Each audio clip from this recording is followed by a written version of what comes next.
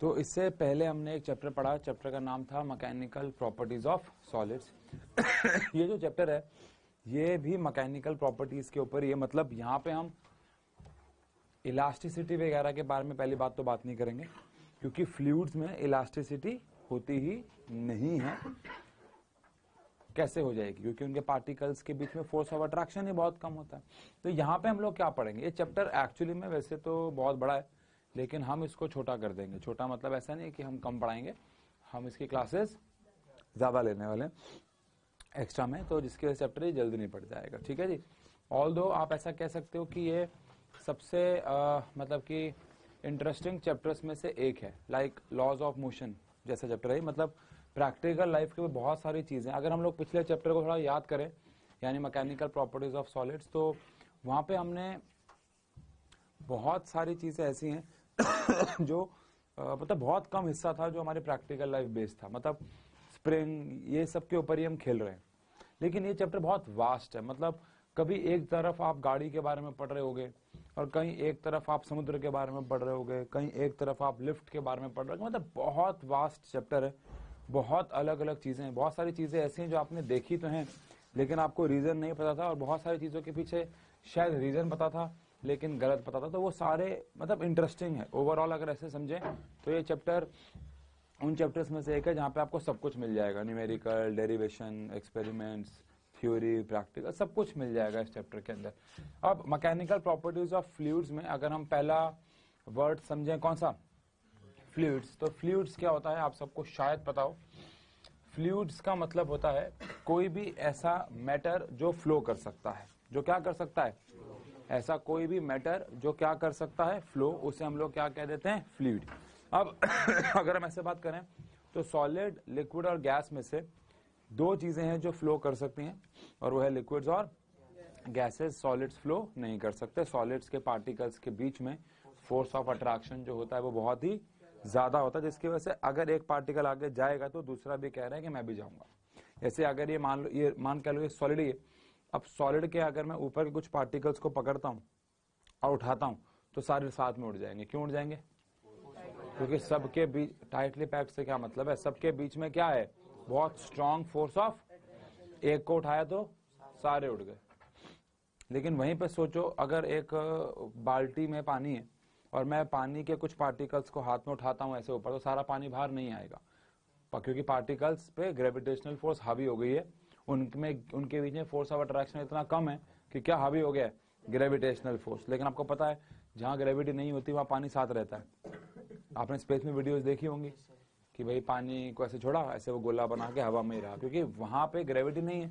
तो force of attraction है but कम है, पार्टिकल्स दूर भी जा रहे हैं और फिर क्या भी आ रहे हैं? पास। लेकिन सॉलिड्स में अलग बात थी। चलो ठीक है। तो फ्लूइड क्या है? तो फ्लूइड एक नेम है given to a substance which begins to flow when external force is applied on it. या अगर हम ऐसे कहें कि अगर हमारे पास एक बाल्टी में पानी है और वो बाल्टी अगर हम लोग क्या कर दे, टेढ़ी कर दे या उसमें छेद कर दे, तो पानी फ्लो करने लग जाएगा, हवा फ्लो करने लग जाएगी, लेकिन सॉलिड्स फ्लो नहीं करते। तो ऐसा कहते हैं कि फ्लूइड्स में दोनों लोग आ जाते हैं। एक कौन? लिक्विड्स, और कौन? लेकिन ये चैप्टर जो है वो मेनली किसके ऊपर रहने वाला है? लिक्विड्स के ऊपर। जो भी पढ़ाई हम कर रहे हैं वो आप गैसेस के लिए भी पढ़ सकते हो, बट उतना मजा नहीं आएगा आपको जब आप किसको इमेजिन करोगे, गैसेस को। ज्यादातर पढ़ाई यहाँ पे किसके लिए मजेदार होगी या वैलिड होगी? लिक्विड्स के लिए। अब जो फ्लूइड होती है उसकी पढ़ाई को दो ब्रांच में बांटा गया है।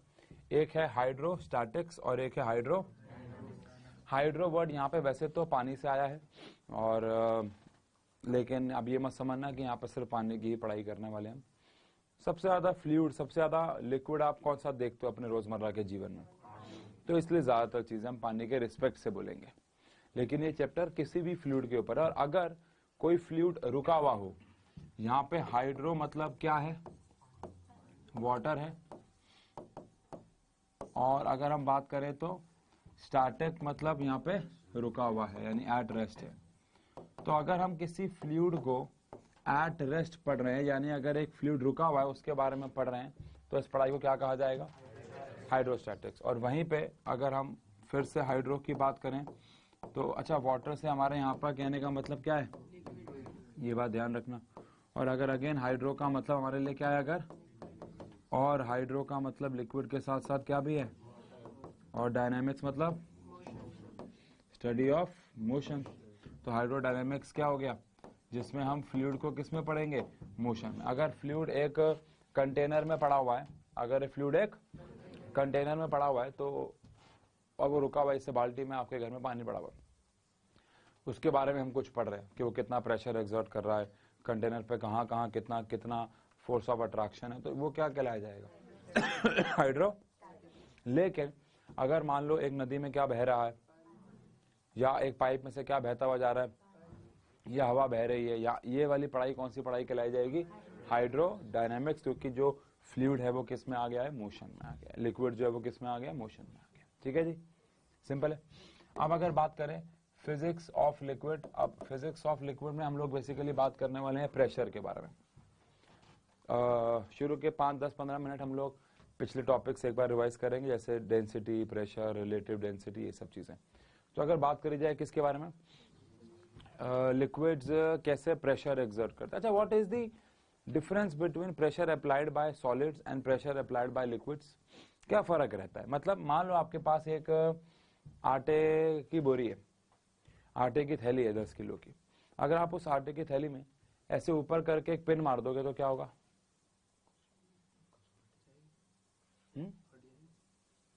फट जाएगी या छेद हो जाएगा उसमें, दोनों में फर्क है ना, थैली फट जाएगी या छेद हो जाएगा उसमें, ऐसे आटा बाहर आएगा फुहारे की तरह, क्यों,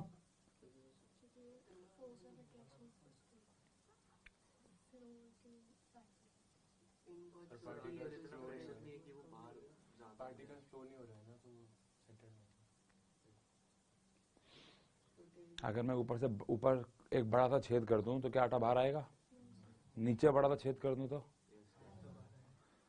यानी सॉलिड जो है वो प्रेशर अपने वेट की वजह से लगाते हैं। किसकी वजह से अगर एक ईंट आपके अभी सर पे रखूंगा तो आपको प्रेशर फील होगा, बोलो, लेकिन अगर मैं ईंट एक आपके कमर के साइड में पकड़ के खड़ा हो जाऊं तो आपको प्रेशर फील नहीं होगा, क्योंकि सॉलिड्स हर तरफ प्रेशर अप्लाई नहीं कर सकते, लेकिन लिक्विड्स और गैसेस के पार्टिकल्स हर डायरेक्शन में फ्रीली मूव कर रहे होते हैं, तो वो हर डायरेक्शन में क्या एक्सर्ट करते हैं। आपके पास एक बैलून है, उसमें पानी भरा हुआ है, हवा भरी हुई है, आप उसमें कहीं भी छेद कर दो वो बाहर आ जाएंगे।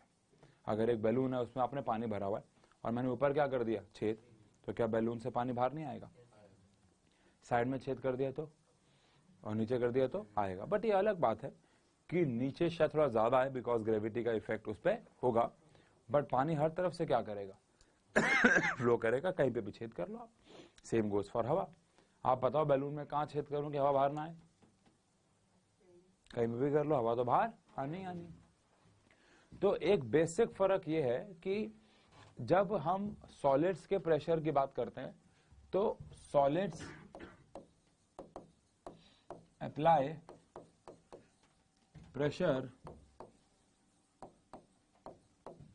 ड्यू टू देयर क्या, वेट, और वो भी फिर कौन सी डायरेक्शन में, इन डाउनवर्ड डायरेक्शन। लेकिन अगर बात की जाए प्रेशर बाय फ्लूइड्स की, तो pressure by fluids is in all direction, but वो अलग बात है कि वो अनइक्वल होता है। प्रेशर लगाते फ्लूइड हर डायरेक्शन में, लेकिन वो क्या होता है, अनइक्वल होता है, वो हम पढ़ेंगे। लेकिन उससे पहले अगर हम बहुत बेसिक लेवल पे बात कर ले कि प्रेशर क्या है, तो प्रेशर होता है थ्रस्ट अपॉन एरिया।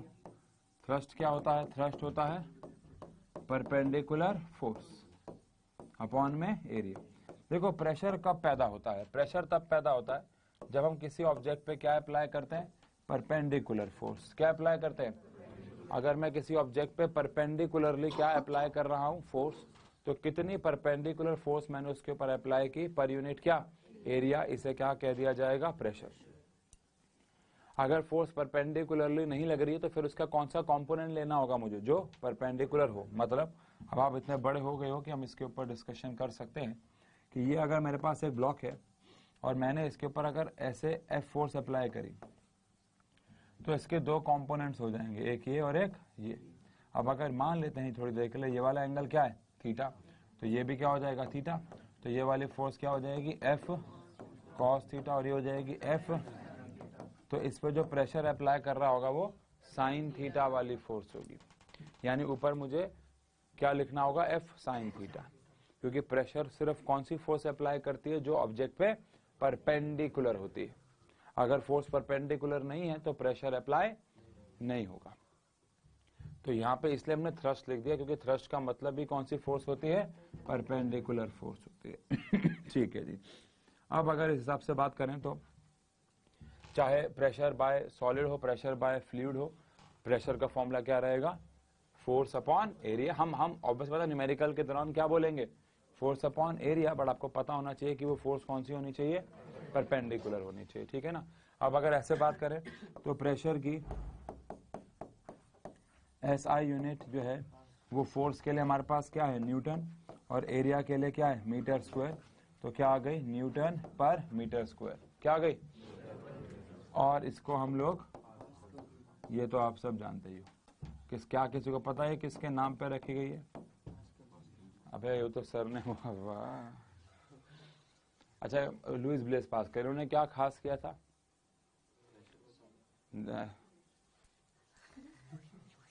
इन्होंने ऐसा क्या खास किया था कि इनके नाम पे ऐसा यूनिट रख दी गई। तो इन्होंने the concept of evaporation connected to fluids को जस्टिफाई किया था। मतलब कि सबको ये एक बहुत बड़ा सवाल था कि फ्लूइड्स कैसे बिना अपने बॉइलिंग पॉइंट पे पहुंचे ही गैस फेज में आ जाते हैं। तो उसको थोड़ा सा एक्सप्लेन किया। प्लस आई होप आपको पता हो पैस्चराइजेशन दिया था इन्होंने, कि कैसे हम हीट की मदद से किसी भी बैक्टीरिया को या माइक्रो ऑर्गेनिजम्स को मार सकते हैं। वो सब चीजें, बट ठीक है, इन्होंने बहुत सारी चीजें और भी दी थी, जैसे पास्कल्स लॉ दिया था जो कि आज हम पढ़ेंगे, जिसकी वजह से लिफ्ट्स बनी, हाइड्रोलिक ब्रेक्स बने। तो मतलब प्रेशर की फील्ड में बहुत कुछ दिया। प्रेशर को कोई देता थोड़ी है, वो तो है, वो तो एक कंसेप्ट है, लेकिन उसके एप्लीकेशंस बहुत सारे दिए, इसलिए उनको ऑनर देने के लिए हमने इनकी यूनिट क्या लगा दी भाई, पास्कल। अब ऐसा यूनिट क्या होती है बताओ, न्यूटन में मीटर स्क्वायर पास्कल रहती है। इससे CGS में अगर हम बात करें तो डाइन सेंटीमीटर पर स्क्वायर आ जाएगी। डायमेंशंस की बात करें तो ml-1 T-2, और प्रेशर एक कौन सी क्वांटिटी है, स्केलर क्वांटिटी है। एज सच कोई इसकी क्या नहीं है, डायरेक्शन नहीं होती है। समझ में आया।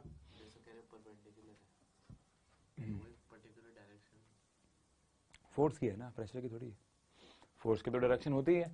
फोर्स एक कौन सी क्वांटिटी है, फोर्स की तो डायरेक्शन होती है। ठीक है। अब अगर हम ऐसे समझें तो क्या ये कहना ठीक है कि प्रेशर का फॉर्मूला हमारे पास क्या आ चुका है, फोर्स अपॉन में एरिया। तो ऐसे कहते हैं कि जो प्रेशर होता है वो इनवर्सली प्रोपोर्शनल टू क्या होता है, एरिया। यानी जो प्रेशर है किसी भी बॉडी का वो उसके एरिया के क्या रहता है, इनवर्सली प्रोपोर्शनल। जितना ज्यादा कम क्या होगा हमारे पास एरिया, उतना ज्यादा क्या होता चला जाएगा प्रेशर। ये बात सही है कि नहीं है। चलो भाई, अब इसके ऊपर हमारी एनसीईआरटी कहते हैं कि कुछ हमें क्या पढ़नी है, एप्लीकेशंस की एरिया और प्रेशर आपस में क्या है, इनवर्सली प्रोपोर्शनल है। जैसे कि फॉर एन एग्जांपल अगर मैं बोलूं कि बैग्स जो होते हैं या जो सूट केस होते हैं, ये जो हमारे स्कूल बैग्स होते हैं, उनके स्ट्रैप्स चौड़े क्यों होते हैं, ताकि एरिया ज्यादा हो जाए तो प्रेशर कम हो जाए। जैसे कि मान लो कभी वो वाले बैग्स होते हैं जिनके स्ट्रैप्स ऐसे नाड़े वाले होते हैं, तो वो ज्यादा सामान उठाने के लिए नहीं बने हुए हैं। अगर आप उन पे अपना स्कूल का कंप्लीट टाइम टेबल लगा के, पहली बात तो शायद उसमें आएगा ही नहीं, पर मान लो आ भी गया तो जब आप घर वापस आओगे तो वही वो क्या कहते हैं, याद है, इलास्टिक आफ्टर इफेक्ट हो जाएगा आपके यहाँ पे आपका वो बन जाएगा, निशान बन जाएगा। कभी मैंने बताया आपको हम सब्जी लेने चले जाते हैं और बैग ले जाना भूल जाते हैं, तो हमें जो 2 किलो आलू, अब आप 2 किलो आलू अगर किसी बड़े स्ट्रैप वाले बैग में लेके जाओगे तो इट इज नथिंग, बट अगर वही 2 किलो आलू आप थैली में पकड़ लोगे तो उसका एरिया ऑफ क्रॉस सेक्शन क्या होगा, बहुत कम। और अगर एरिया ऑफ क्रॉस सेक्शन बहुत कम हुआ तो प्रेशर बहुत ज्यादा जो है वो बढ़ जाएगा। ठीक है। रेलवे ट्रैक्स जो होते हैं उनके नीचे स्लीपर्स क्यों लगाए जाते हैं, स्लीपर्स लगाने से क्या बढ़ जाता है? स्लीपर समझते हो, ये रेलवे ट्रैक है, उसके नीचे सीमेंट के नहीं लगाए जाते भाई, तो इनके 2-4 काम में से एक मेन पर्पस, ऑब्वियसली बात है ये उनको पकड़ के रखता है, होल्ड करके रखता है, वो सब तो है ही, लेकिन इसका मेन पर्पस क्या है, ये क्यों लगाया गया था? वो रेलवे ट्रैक्स को तो जमीन में भी गाड़ सकते थे, होल्ड कर सकते थे, लेकिन ये सीमेंट के स्लीप, पहले ये लकड़ी के स्लीपर्स बनते थे हमारे अंग्रेजों के टाइम पे, जिसकी वजह से बहुत लकड़ी वकड़ी कटती थी। फिर इसको अब किसका बनाया जाता है? सीमेंट का और अलग कॉम्पोजिशन का। लेकिन ये क्यों बनाया जाता है? ताकि एरिया ऑफ क्रॉस सेक्शन बढ़ जाए। अगर ये नहीं होंगे तो जो रेलवे ट्रैक्स हैं वो कहाँ धंस जाएंगे? जमीन के धंस जाएंगे, और फिर ट्रेन जो है वो प्रॉब्लम कर सकती है। तो इसलिए again it is painful to walk bare footed on road covered with as pebble, यानी कि छोटे छोटे पत्थर अगर है, पत्थर अगर जमीन पे पड़े होंगे और आपको नंगे पैर चलना होगा तो बहुत दर्द होगा आपको, क्योंकि जो पत्थर है उनके एजेस क्या होंगे? बहुत शार्प, एजेस शार्प होंगे तो एरिया कम हो जाएगा और प्रेशर ज्यादा हो जाएगा। यार ये वो खोल पाओगे क्या? वो अटक गया है। इसके बाद बेटा क्या करने जा रहा है वो? तुम तो ऐसे देख रहे हो, ऐसे बुर्ज खड़े पर छलांग मारने जा रहा है वो। It is difficult to walk on sandy ground. अच्छा, आप कभी कभी किसी रेगिस्तान या बर्फ वाले इलाके में गए हो तो बर्फ में चलना बड़ा मुश्किल रहता है अगर हम अपने नॉर्मल जूतों के साथ चलें, या मान लो आप एक किस्सा याद आया इसके ऊपर मुझे बड़ा प्यारा। हम लोग एक शादी में गए थे फार्म हाउस में, तो मेरी वाइफ की ना हाइट छोटी है, ठीक है, तो उसको थोड़ा सा इतनी छोटी तो नहीं है, लेकिन थोड़ा मैच करने के लिए तो काफी लंबी हील पहननी पड़ती है, ठीक है। तो एक दिन हम लोग एक शादी में थे, शादी फार्म हाउस में। फार्म हाउस में जनरली आपको पता है आधा हिस्सा ओपन होता है, आधा हिस्सा क्लोज होता है। तो जो एंट्री होनी थी वो क्लोज वाले हिस्से से थी, तो हम लोग वहां पे अपना स्नैक्स खा रहे। अब थोड़ा थोड़ा ना बारिश शुरू हो गई उधर, तो फार्म हाउस थोड़ा थोड़ा क्या हो गया, गीला हो गया। और मेरी वाइफ ने बहुत लंबी और पेंसिल वाली हील होती है ना, मतलब जो आप चढ़ जाओ तो शरीर में छेद कर दे, ऐसी वाली हील पहन के वो शादी में गई हुई थी। तो मैं और वो उस वाले एरिया से, और ये बिल्कुल सच्ची बात है, मैं और वो उस टाइल वाले एरिया से, मार्बल वाले एरिया से ऐसे जा रहे हैं उस ओपन वाले एरिया में, क्योंकि गोलगप्पे वहां है, ठीक है। अबे हाँ यार, तो वो ऐसे हम चल रहे हैं और मैं एकदम से देख रहा हूँ कि वो गायब हो गई है, और एक्चुअली वो गायब नहीं हुई है, उसकी जो पेंसिल हील है वो कहाँ धस रही है, मतलब वो एकदम से 4 इंच नीचे हो गई ना। अरे यार, पहले वो यहाँ तो दिख रही है मेरे को, अब वो दिख ही नहीं रही है कहाँ। तो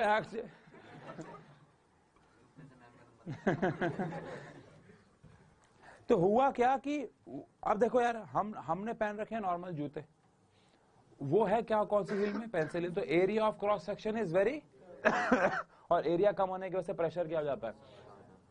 तो प्रेशर ज्यादा होने की वजह से वो जो मिट्टी थी वो बारिश की वजह से गीली भी हो गई और वो उसके अंदर धसे जा रही। तो ऐसे ही जब हम बर्फ वाले एरिया में जाते हैं, कुछ नहीं हुआ, गोलगप्पे प्लेट में लाया मैं यहाँ नहीं मजाक कर रहा हूँ, पर वहीं चले, कभी ऊपर कभी नीचे, कभी ऊपर कभी नीचे, यही हो रहा है।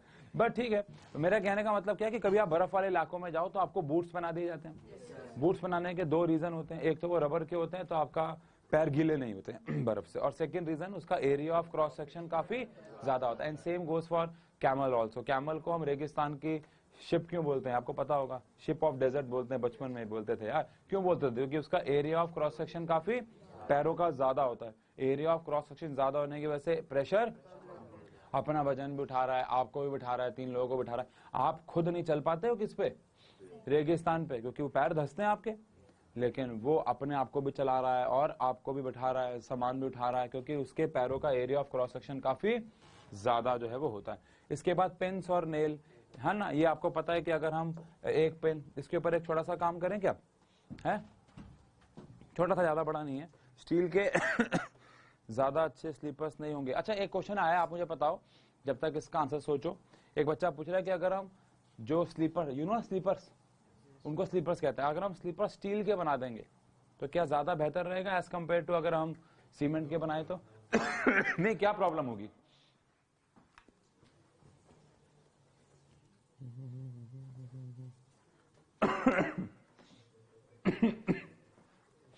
बताओ भाई, क्या प्रॉब्लम होगी अगर हम स्लीपर्स किसके बना देंगे?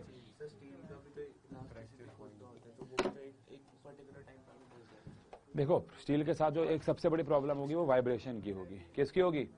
स्टील बहुत ज्यादा क्या करेगा, वाइब्रेट करेगा। और ऑल द वाइब्रेशन को कम करने के लिए हमने आसपास क्या लगा रखे होते हैं, पत्थर गिर रखे होते हैं।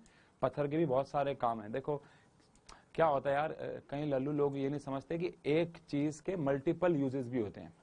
जैसे कि जो पत्थर आसपास लगे होते हैं, जो हमने घेर रखे होते हैं, उसके बहुत सारे फंक्शंस में से एक फंक्शन होता है क्या, हाँ, एक फंक्शन प्लांट की ग्रोथ भी होता है। अब मैं इसके ऊपर डिटेल में बात नहीं कर सकता, छोड़ो, बहुत टाइम वेस्ट हो जाएगा, बट वो प्लांट की ग्रोथ में भी हेल्प करते हैं।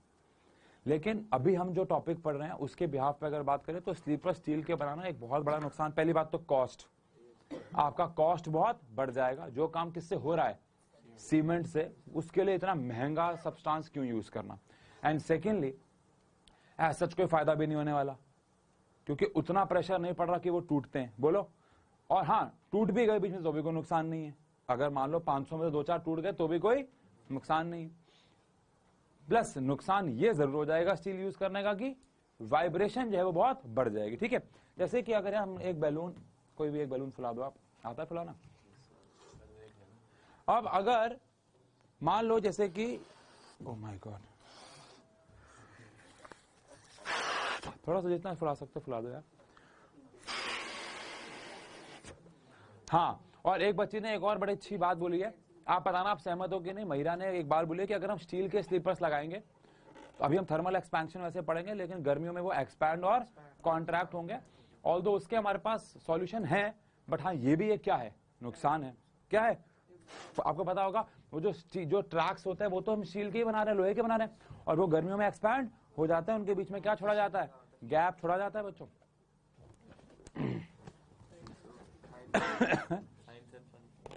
वो क्या है, मजाक कर रहा हूँ यार तुम। अरे कील इसमें तो निकल सकती थी, वो कहाँ गई।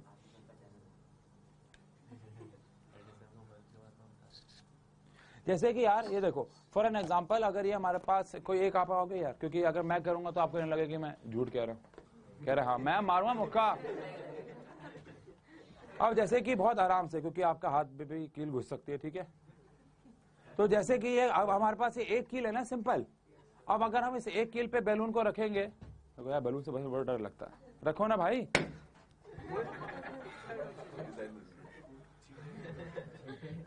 चींटे आ गई क्या।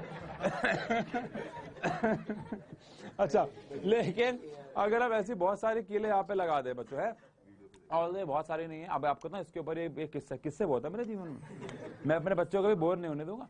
मैं जाता हूँ, एक बार हम वहां गए चौकीधानी, यू नो चौकीधानी। तो चौकीधानी में हम लोग गए थे नॉन संडेज को, शायद वीकडेज में, तो ज्यादा भीड़ नहीं थी। तो वहां पे एक आंटी ऐसे किलो के बेड पे आके ऐसे खड़े होकर डांस कर रही, तो सब बड़े हैरान हुए। तो मैंने फैमिली वालों को बोला और उनको बोला कि मैं भी करूंगा, और मैं डांस नहीं करूंगा मतलब, लेकिन मैं उसके ऊपर खड़ा होऊंगा, क्योंकि मुझे इसके पीछे की क्या पता थी, साइंस। जैसे कि आप जैसे कि यहाँ पर भी एक कील है, मान लो इस कील को वापस निकालने, कौन सी थी यार,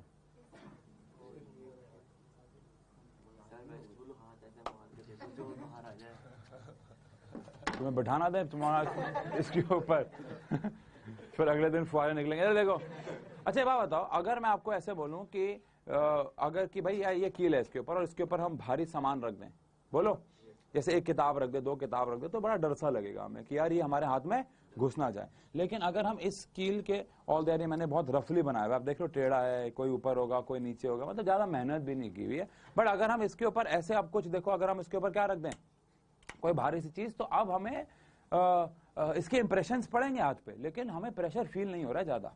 तो वही प्रिंसिपल है कि एरिया क्या हो गया, डिस्ट्रीब्यूट हो गया, बढ़ गया, बोलो, और एरिया बढ़ने की वजह से प्रेशर कम हो गया। शायद आपने देखा हो कि हम लोग ने एक एक्सपेरिमेंट अंडे के साथ भी किया था, कि अंडे के ट्रे के ऊपर बच्चों को क्या कर दिया, खड़ा कर दिया।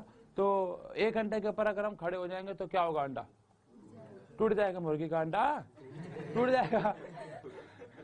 कहीं सोच रहा हूँ कौन से अंडों की बात कर रहे हैं सर, ये लो, अरे तो मुर्गी के खाते, वेजिटेरियन नॉन वेजिटेरियन हो, अरे भाई वेजिटेरियन नहीं, तुम्हें नहीं खड़ा, ब्राह्मण हो, पहले कह रहा हाँ, कह रहा नहीं ब्राह्मण।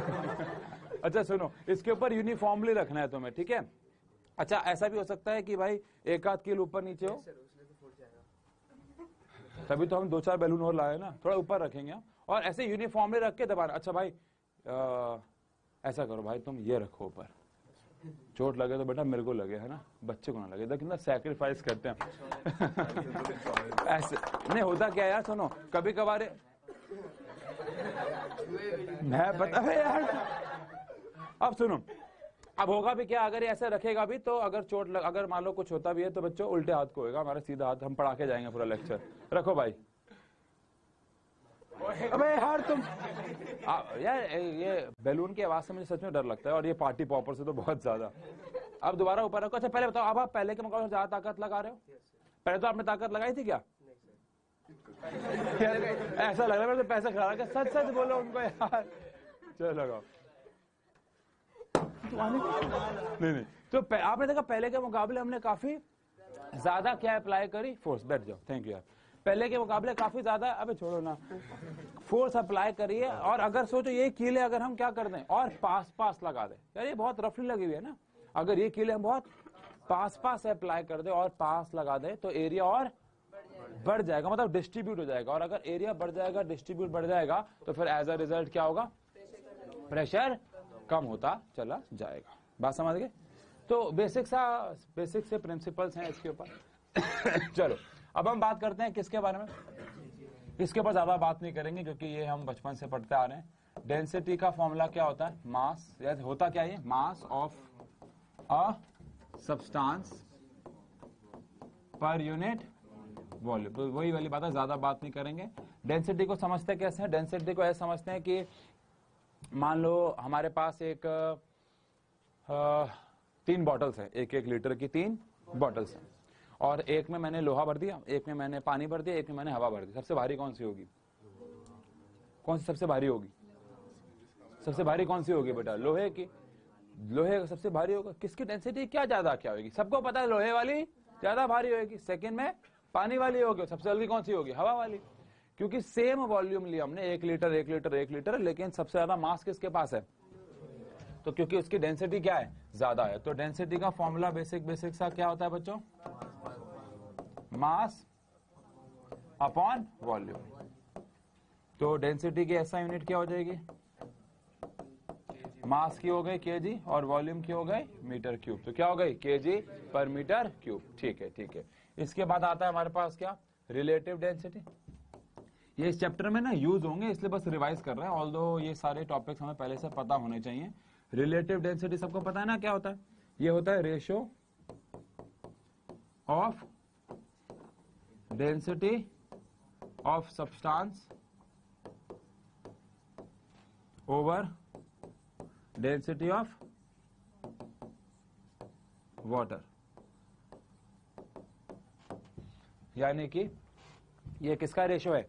डेंसिटी ऑफ सब्सटेंस अपॉन में डेंसिटी ऑफ वाटर। सब्सटेंस की डेंसिटी और वाटर की डेंसिटी का क्या है? ये रेशियो है।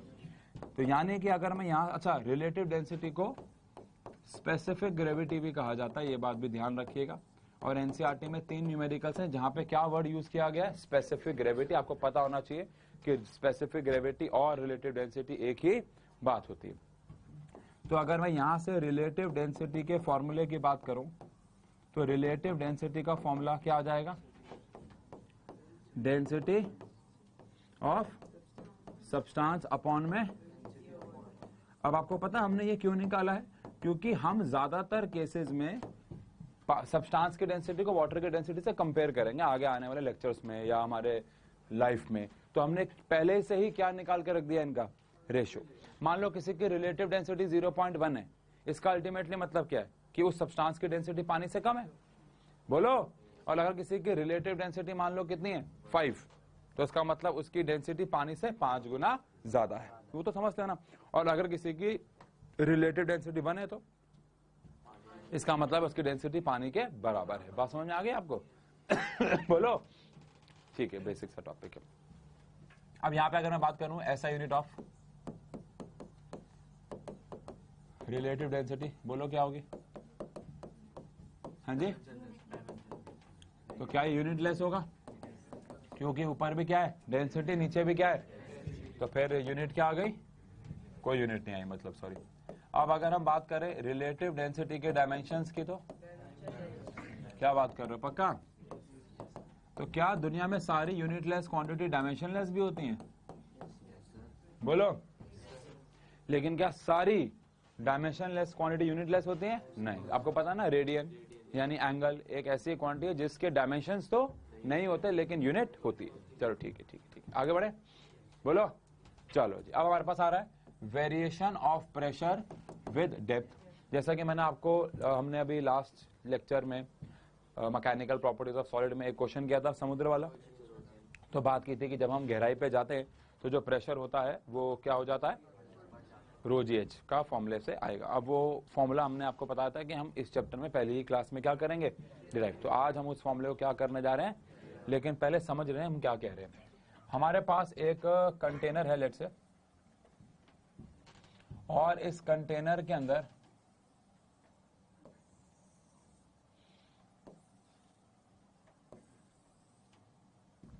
जो है वो कोई भी फ्लूइड पड़ा हुआ है। अभी आप अपने मन में इमेजिन करने के लिए पानी मान सकते हो, बट कोई भी फ्लूइड हो सकता है। और ये फ्लूइड रेस्ट पे है। किस पे है? मैं इसके अंदर ऐसा इमेजिन कर लेता हूं कि एक उसी फ्लूइड का सिलेंडर पड़ा हुआ है, ऐसा इमेजिन कर लिया हमने, ठीक है। और उस सिलेंडर की जो हाइट है वो कितनी है, h है। इस पे नीचे वाले हिस्से पे और ऊपर वाले हिस्से पे, दोनों हिस्सों पे एक फोर्स लग रही होगी बोलो। इस पे 3 फोर्सेस लग रही होंगी कुल मिला के। पहली फोर्स जो इधर लग रही होगी, पानी जो लगा रहा होगा, जो कि मान लो F1 होगी। ये फोर्स F2 होगी। और एक, वेरी गुड, और एक फोर्स कौन सी भी लग रही होगी नीचे की तरफ, mg। पानी का वजन भी तो होगा, तो एक फोर्स कौन सी भी लग रही होगी, mg। अब इसका, इस सिलेंडर का कुछ एरिया ऑफ क्रॉस सेक्शन भी होगा, और वो एरिया ऑफ क्रॉस सेक्शन कितना है, a है। कितना है, लिखो प्लीज, लिखो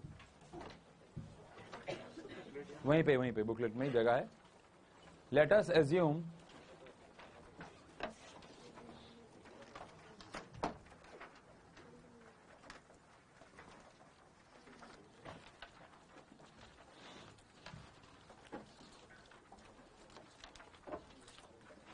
क्या स्पीड है यार तुम लोगों की।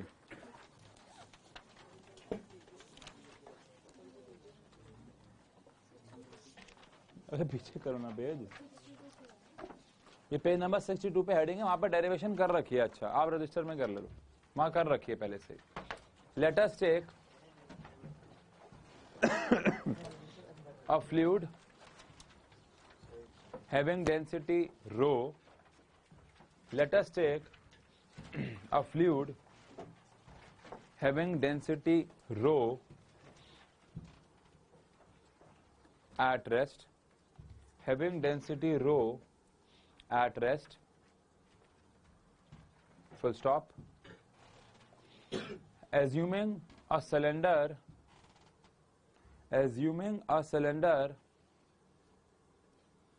of height h and area of cross section of height h and area of cross section बड़ा A,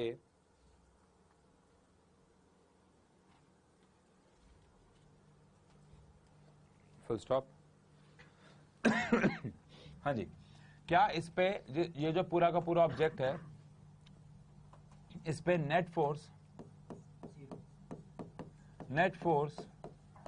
ऑन दिस सिलेंडर जो इमेजिनरी हमने लिया है, क्या वो 0 होगी? क्योंकि ये रेस्ट पे है भाई, ये इक्विलिब्रियम में है, ये रेस्ट पे है, बोलो।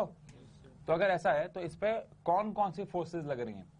एक तो नीचे आने वाली फोर्स कौन सी है, F1, और एक फोर्स कौन सी है, mg, बोलो। और ऊपर जाने वाली फोर्स कौन सी है, F2। इस पूरे का सम नेट कितना होना चाहिए, 0। इस पूरे का नेट सम कितना होना चाहिए यार, 0 होना चाहिए।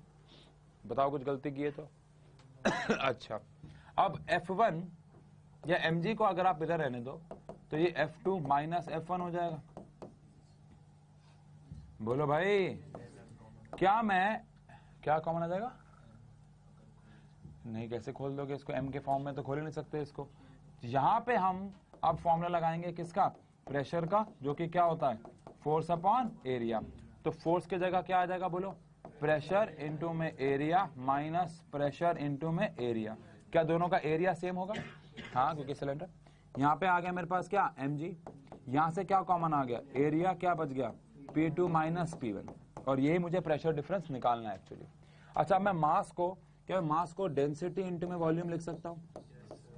अब आप समझे, हमने आपको पहले लेक्चर में थोड़ा बहुत डेंसिटी और प्रेशर क्यों पढ़ाया, क्योंकि ये फॉर्मूले इस्तेमाल, ऑल्दो सीधा इससे से भी शुरू कर सकते थे क्योंकि वो फॉर्मूले तो हमारे पिछली क्लासेस के हैं। तो मास का फॉर्मूला क्या होता है, डेंसिटी इंटू में वॉल्यूम, और ये आ गया हमारे पास एरिया। क्या मैं इसको डेल्टा पी यानी चेंज इन प्रेशर लिख दूं? पक्की बात है। अब बताओ वॉल्यूम को क्या लिखा जा सकता है? वॉल्यूम को एरिया इंटू में हाइट लिख दे। अरे यार, एरिया इंटू में हाइट, और यहाँ पे क्या बचा हमारे पास, एरिया और इंटू में चेंज। एरिया से एरिया क्या हो गया, तो जो प्रेशर डिफरेंस है उसका फॉर्मूला हमारे पास रो जी एच आ गया। जो प्रेशर डिफरेंस है उसका फॉर्मूला हमारे पास क्या आ गया, रो जी एच। उसका फॉर्मूला हमारे पास क्या आ गया, रो जी एच आ गया। यानी कि जो प्रेशर है वो हाइट या डेप्थ के साथ क्या होता है, इंक्रीज होता चला जाता है। जो प्रेशर है वो हाइट यानी कि डेप्थ के साथ इसका क्या मतलब है, इसके क्या मायने हैं, ये जरा एक बार हम लोग समझेंगे। हेंस आप ऐसा कह सकते हो कि pressure of a fluid increases with increase in क्या, डेप्थ। जो फ्लूइड का प्रेशर है वो डेप्थ के बढ़ने से क्या होता है, बढ़ता है।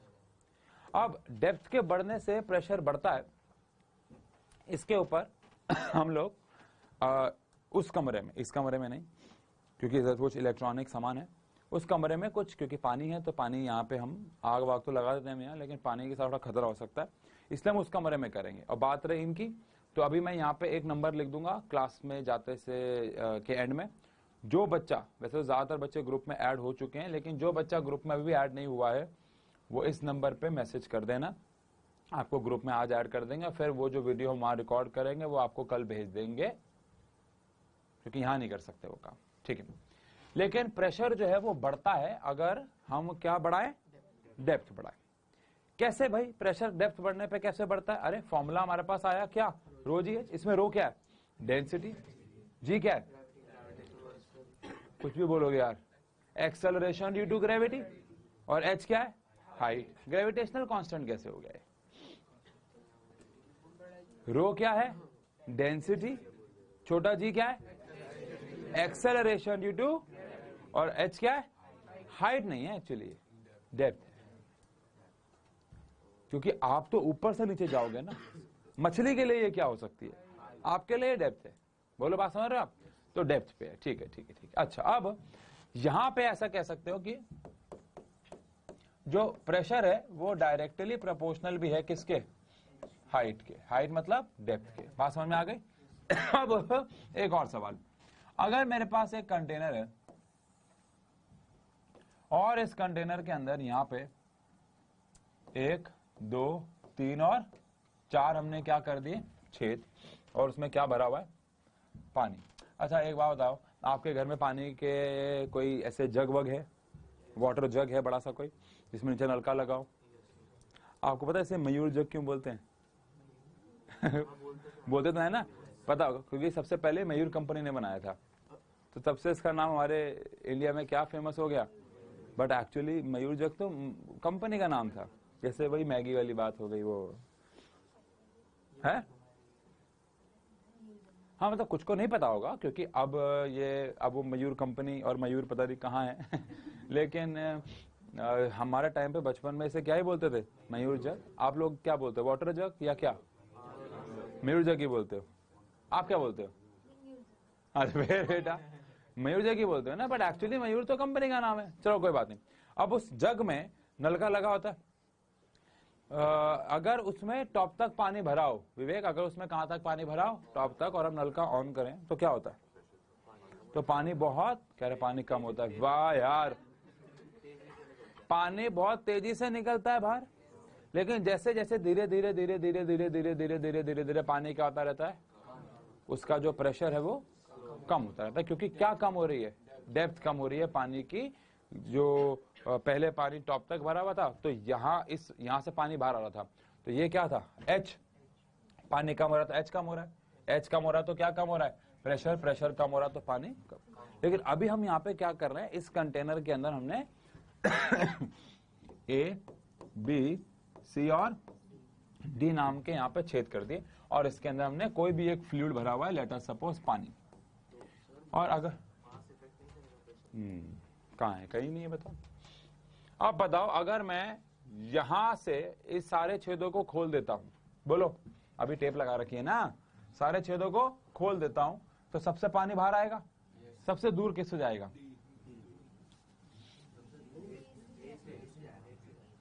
ऑब्वियस बात है, डी से जाएगा। ए से कैसे जाएगा बे, तो सबसे नीचे चाहिए ना।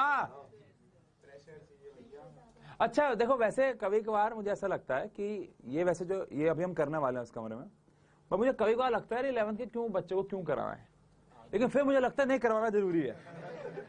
एक सेकंड को थॉट आता है मेरे दिमाग में कि 11th के बच्चों, क्योंकि ये 7th में करते हैं हम लोग, ये 6th में करते हैं हम लोग, बट हमने 6th में भी ये देखा ही नहीं है, 7th को भी देखा ही नहीं है, और कहीं ने 11th में आते आते भी नहीं देखा है। आप बताओ, अच्छा आपको यार एक कॉमन सेंस लगाओ, वैसे तो आप, अभी मैं आपसे बोल रहा हूं कि जितना पानी ज्यादा ऊपर होएगा उतना छेद से पानी, और वहां पर छेद तो एक ही होता है ना, लेकिन यहाँ पे हमने छेद बहुत सारे कर दिए। तो बेटा पानी का जो बहाव है वो यहां से ऐसे जाएगा, ये बोलो, इससे कुछ ऐसे जाएगा, इससे कुछ ऐसे जाएगा, और इससे कुछ ऐसे निकलेगा। एग्जैक्टली ऐसा कुछ फुहारे दिखेंगे आपको। कोई बात नहीं, वीडियो देख ले, यहाँ नहीं कर सकते बाबू यार। अच्छा, सबको पहले वहां लेकर, अच्छा क्या नाम है तुम्हारा, मोदी है क्या तुम्हारा सर नेम, कह रहा मैं रेडी, मतलब जाओ एसी बंद कर। यार तुम लोग कितने जीवन, तुम्हारे कितनी भसूड़ियां हैं यार, पढ़ाई पे ध्यान ही नहीं देते हो। अब बताओ जल्दी से, पानी सबसे ज्यादा दूर किससे जाएगा, जैसे जैसे पानी का लेवल ज्यादा होता है प्रेशर ज्यादा होता है, जैसे जैसे पानी का लेवल कहा जाएगा कम होता चला जाएगा। बोलो, अब इसकी एक और बायोलॉजिकल एप्लीकेशन भी है, वो घर जाके सोचना आप लोग, ठीक है। वो घर जाके सोचना क्या मतलब है, जरा। अब बेटा अगर हम लोग बात करें, बड़ा ही इंटरेस्ट हिमांशु कह रहा मैं समझ गया, सुनो।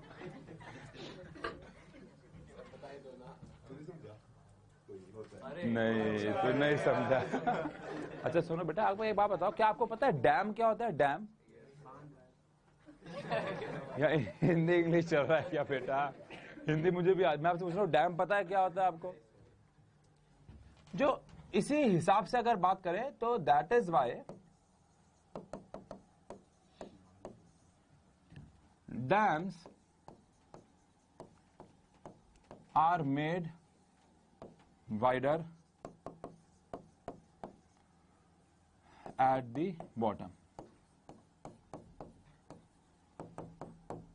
जैसे कि अगर आपने बांध कभी देखे हो ऐसे किसी फोटो में, असली में तो आप नहीं देख पाएंगे ऐसे इसको एकदम डेप्थ में, तो बांध ऐसे बनाए जाते हैं, बांध नीचे से बहुत ज्यादा वाइड बनाए जाते हैं। ऐसा क्यों, क्योंकि पहली बात तो बांध के बहुत सारे कामों में से एक काम पानी को थोड़ी देर के लिए रोकना भी होता है, और फिर उसको बह देना भी होता है ताकि वो बिजली बना सके उससे।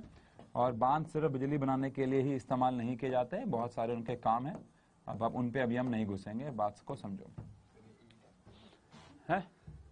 अब यहां से क्या, ये हमने बांध बना रखा है, बांध एकदम फ्लैट नहीं होता है, बांध नीचे से हमेशा क्या होता है, ब्रॉड होता है, वाइड होता है। ऐसा क्यों, वेरी गुड, क्योंकि पानी का जो प्रेशर है बॉटम पे हाई होगा, हायर प्रेशर ये लगा रहा होगा इधर दीवारों पे, और यहां पे रिलेटिवली प्रेशर क्या होगा, लो। तो ऊपर का प्रेशर सहन करने के लिए वो पतली पतली दीवारें भी लगा दी जाएंगी, लेकिन नीचे का प्रेशर सहन करने के लिए दीवारों को, डैम को बहुत वाइड होना पड़ेगा। बोलो, अब एक बात और सुनो, ऊपर का प्रेशर नीचे वाले फ्लूइड पे पड़ता है। आप इसको कैसे समझ सकते हो, कि आप इसको ऐसे समझ सकते हो कि जो ऊपर वाला फ्लूइड है वो नीचे वाले फ्लूइड पे क्या एक्सर्ट कर रहा है प्रेशर, जिसकी वजह से छेद से पानी ज्यादा बाहर आ रहा है। और यही रीजन है कि समुद्र की गहराई में एकदम डेप्थ पे बहुत शांति होती है, क्योंकि ऊपर का पानी उस पर क्या लगा रहा होता है, प्रेशर, और पानी के पास बहने की जगह तो है नहीं, कोई छेद तो है नहीं जो जहां से पानी बह रहा है। समुद्र तो टाइटली पैक्ड हो गया ना पानी से, तो ऊपर का पानी नीचे वाले पानी पे क्या अप्लाई कर रहा है, जिसके से यार ऊपर कितनी भी टाइट जा रखी है आपको पता, नीचे का पानी हमेशा शांत रहता है। आपने ऊपर देखा होगा लोग सर्फिंग कर रहे हैं, ये कर रहे हैं, वो कर रहे हैं, इधर उधर बह के जा रहे हैं, लाशें बह रही, लेकिन नीचे आपने देखा होगा, हाँ नीचे आपने देखा होगा कि समुद्र हमेशा क्या रहता है, शांत। ऊपर कुछ भी हो रहा हो, नीचे एकदम शांत रहता है। क्यों? क्योंकि रीजन क्या है? क्या? टाइटैनिक।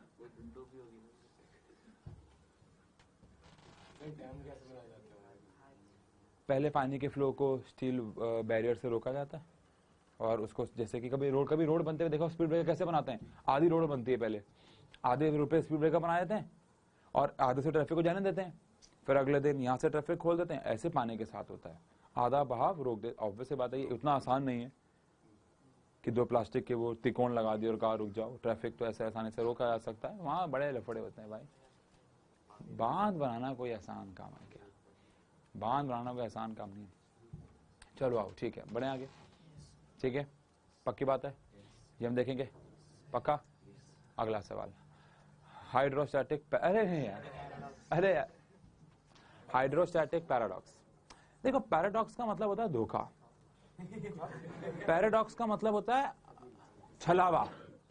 क्या होता है?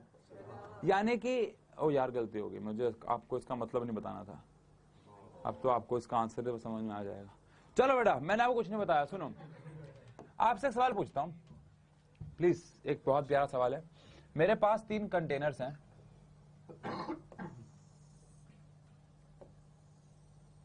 एक,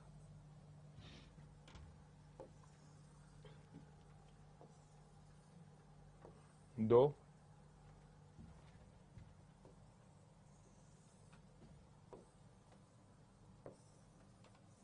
और ये 3।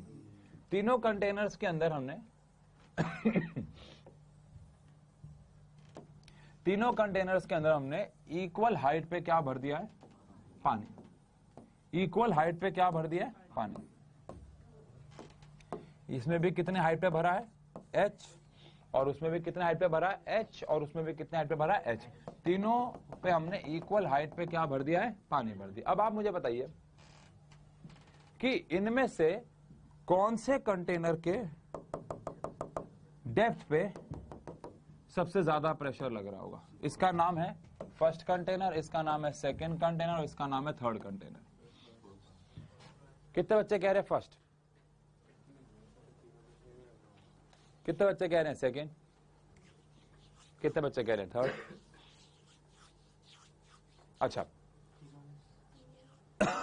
थर्ड पे लग रहा है, सौम्या कह रही है फर्स्ट। देखो, अगर मैंने सवाल आपसे ये पूछा होता कि इन तीनों कंटेनर्स में से कौन सा कंटेनर जमीन पे ज्यादा प्रेशर लगा रहा है, तो आंसर होता फर्स्ट, बिकॉज उसका एरिया ऑफ क्रॉस सेक्शन और एरिया से प्रेशर इनवर्सली प्रोपोर्शनल होता है। लेकिन सवाल तो यही नहीं, सवाल क्या है कि इन तीनों में से कौन से कंटेनर पे पानी ज्यादा प्रेशर लगा रहा है, और पानी का प्रेशर का फॉर्मूला है रो जी एच। क्या है? रो क्या है तीनों का? पानी तो है, जी क्या है सब पे, और हाइट क्या है? हाइट क्या है? सेम है। यानी कि पानी का प्रेशर एरिया पर डिपेंड नहीं करता। अगेन ये भी हम उस कमरे में देखेंगे, लेकिन मैं आपको यहां पे एक रफली एक सवाल पूछ लेता हूं। जैसे कि मान लो मेरे पास यहां पे 1-2 कंटेनर्स है ना बेटा, इसके हम ये फेंटाल हटा देंगे, मैं हटाना भूल गया उसके ऊपर।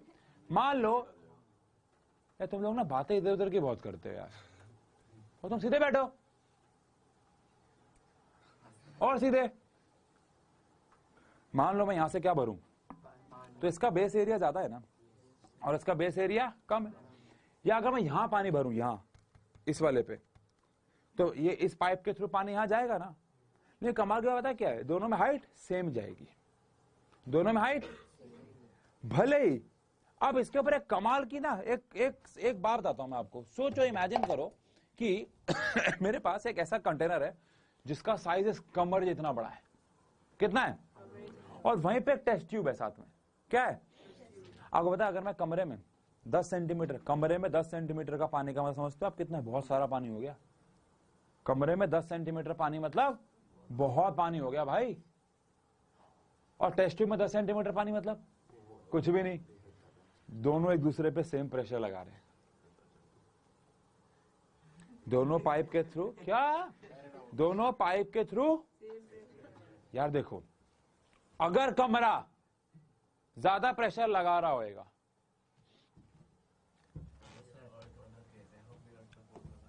बकवास मत करो, उससे कोई लेना देना नहीं है इसका, कुछ भी बोलते रहते हैं। बेटा ये कमरा वाले टेस्ट ट्यूब है, बोलो। मैंने 10 सेंटीमीटर पानी यहां भरा, देखो कितना सा पानी है, देखो इतना सा पानी, इतना सा पानी, मतलब प्यास भी ना बुझे इंसान के, है ना। और यहां पे 10 सेंटीमीटर पानी, इतना इंसान स्विमिंग कर ले। आप कमाल की बात नहीं आप सोच नहीं रहे हो इस बात को कि ये 10 सेंटीमीटर पानी इतने सारे पानी पे प्रेशर सेम लगा रहा है। अगर ये ज्यादा लगा रहा होता तो पानी यहां से फ्लो ना करता? नहीं करेगा, है ना कमाल की बात। ये है कमाल, ये है पैराडॉक्स कि यार हम भाई इतना सारा पानी है, अगर हम ये कर सके तो हमें समुद्र के साथ भी करें तो भी सेम रिजल्ट मिलेगा हमें। बस समुद्र में नमक बहुत ज्यादा होता तो उसकी डेंसिटी क्या होगी, तो थोड़ा सा वेरी कर जाएगा। बट अगर हम वही नमक वाला ही पानी टेस्ट ट्यूब में डालें तो सेम रिजल्ट है। हाँ, वो हम करेंगे भी, बोलो क्या इसके साथ यार।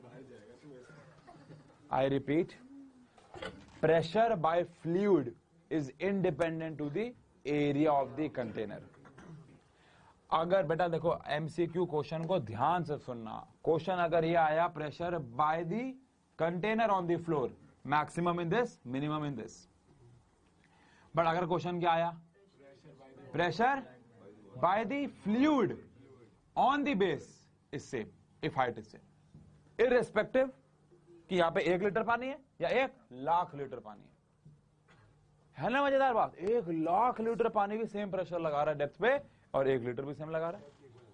डेप्थ बराबर होनी चाहिए, डेंसिटी सेम होनी चाहिए, जी तो सेम रहेगा ही रहेगा। है नहीं कमाल की बात? बहुत कमाल की बात है। बोलो बच्चों, 10 सेंटीमीटर तो दोनों में सेम है तो एक में ज्यादा एक में कम कैसे? पता नहीं, वो नहीं, वो ड्राइंग वापस हट जाएगी अब।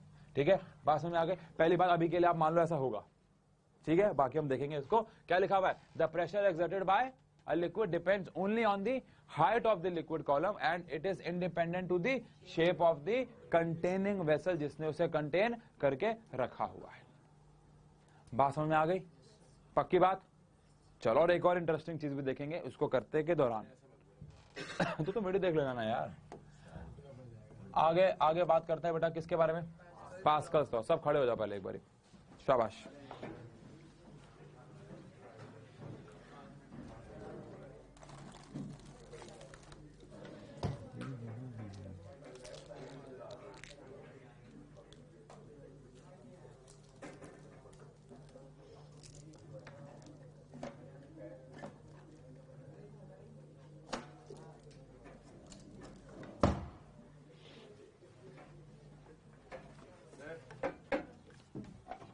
कहाँ निकल रहे, बैठ जाओ। तुम क्यों बैठ जाओ, मतलब सब बैठ जाओ यार, बैठ जाओ। अब सुनो भाई बेटा, पास्कल्स लॉ इस चैप्टर का एक नया मोड है, और अब आने वाले बचे हुए 1 घंटे में हम लोग कौन सा लॉ ही पढ़ेंगे, पास्कल्स लॉ और उसकी 2 एप्लीकेशंस। पास्कल जी ने एक बड़ा ही इंटरेस्टिंग लॉ दिया था। इन्होंने अपने लॉ में क्या कहा सुनना, कि अगर हमारे पास जो मैं बातें बोलूंगा बहुत ध्यान सुनिए। अगर हम अपने पास एक क्लोज्ड कंटेनर लेते हैं जिसके अंदर एक फ्लूइड है, क्या है, उस फ्लूइड की कुछ प्रॉपर्टी है आपको इमेजिन करने की। पहली बात, वो फ्लूइड इनकम्प्रेसिबल है, मतलब वो फ्लूइड दब नहीं सकता। और सेकेंड, आपको इफेक्ट ऑफ ग्रेविटी को इग्नोर करना है।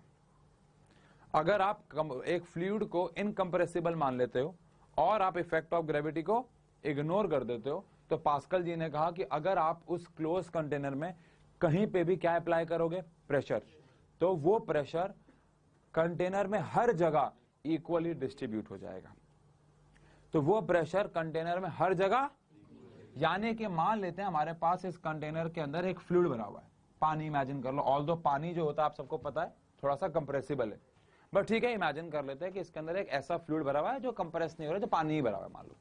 अब अगर इस कंटेनर में क्या भरा हुआ है, पानी, और मैं इस कंटेनर में यहां से एक प्रेशर अप्लाई करता हूं बाहर से P, तो पास्कल जी का कहना था कि वही P प्रेशर ऊपर इधर इधर इधर हर जगह, मतलब आप जो भी एक पॉइंट बोलो हर जगह वो प्रेशर क्या हो जाएगा, इक्वली ट्रांसमिट। मतलब इधर अगर P प्रेशर लगाए तो इधर भी P P P P P हर जगह P प्रेशर चला जाएगा।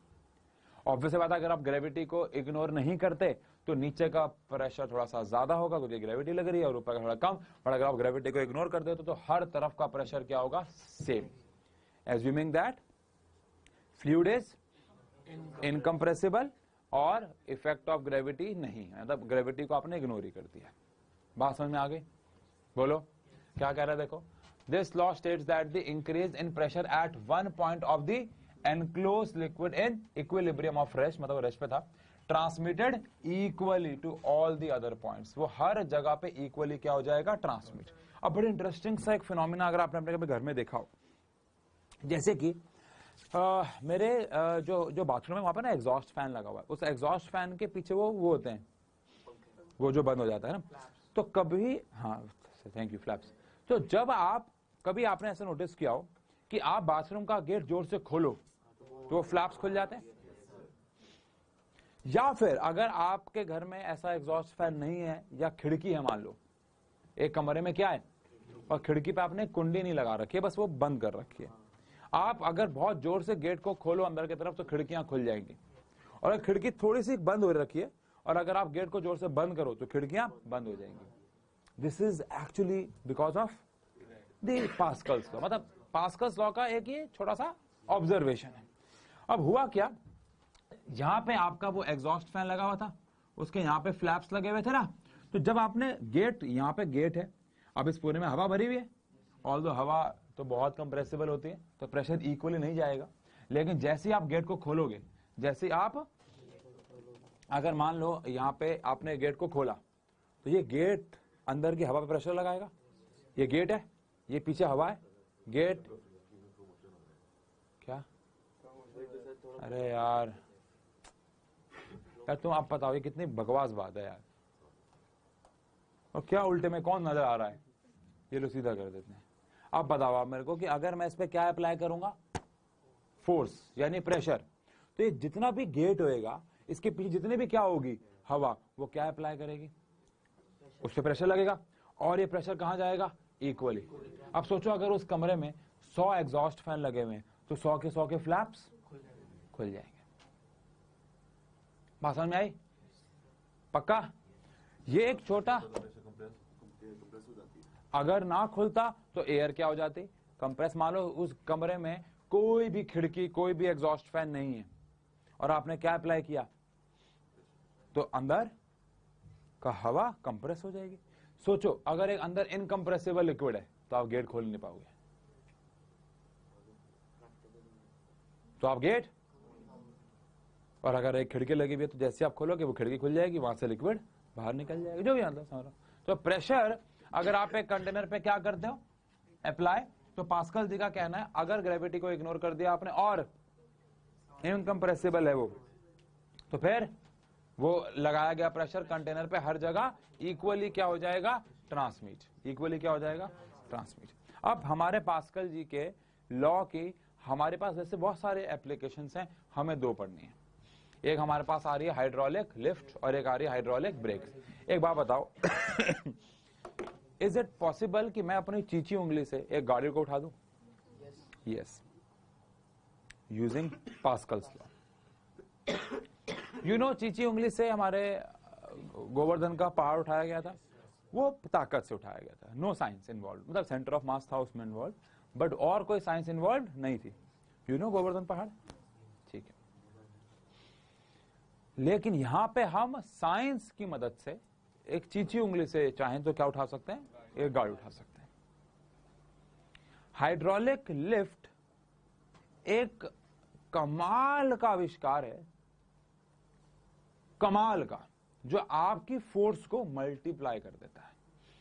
आपकी फोर्स को आप चाहो तो ये 10 गुना कर देगा, आपकी फोर्स को आप चाहो तो ये 20 गुना कर देगा, वो आप चाहो जितना गुना उतना गुना कर देगा।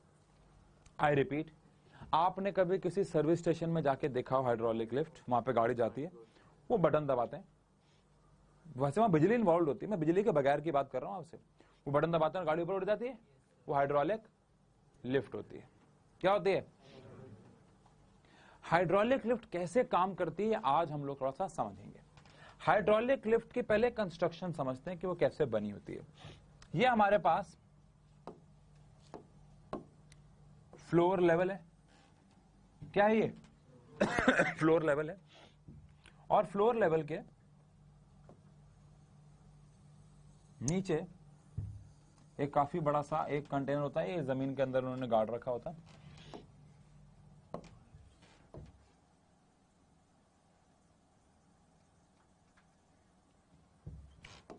यहां पे उन्होंने एक पिस्टन लगा रखा होता है,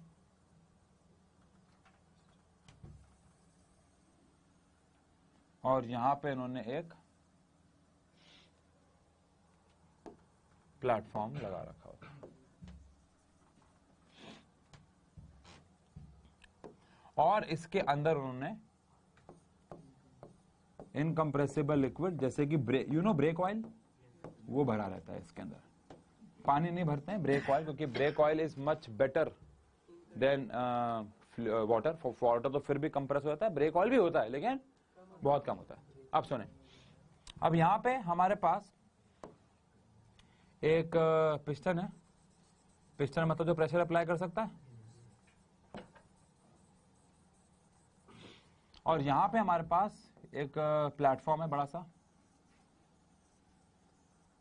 जिस पे आप जो भी उठाना चाहते हो वो रख सकते हो। लेट अस सपोज यहां पे आपने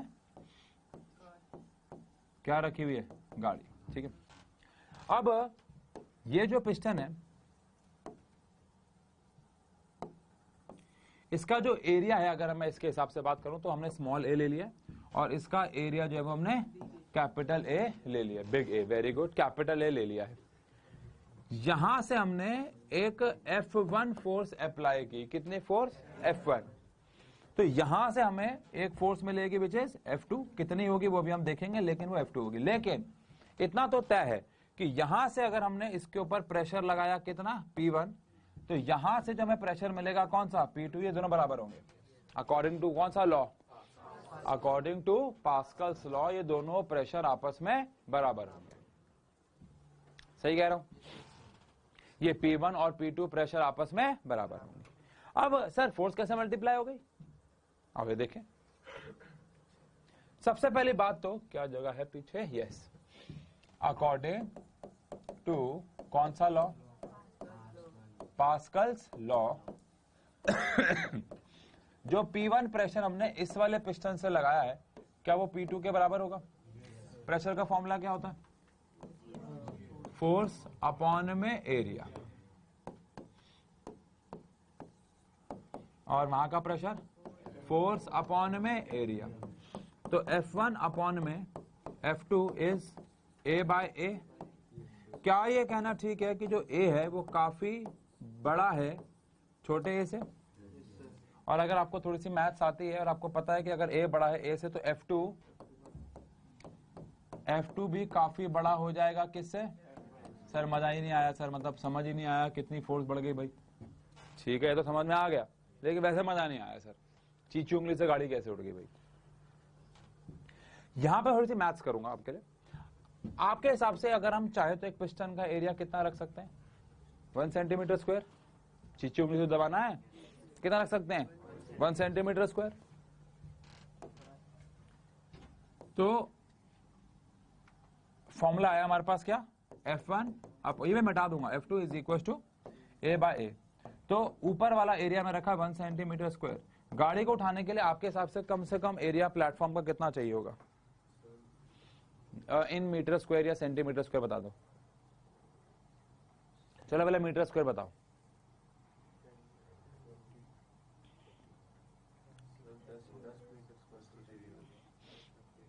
20 तो बहुत ज्यादा हो गया यार, 10 तो चाहिए होगा। बोलो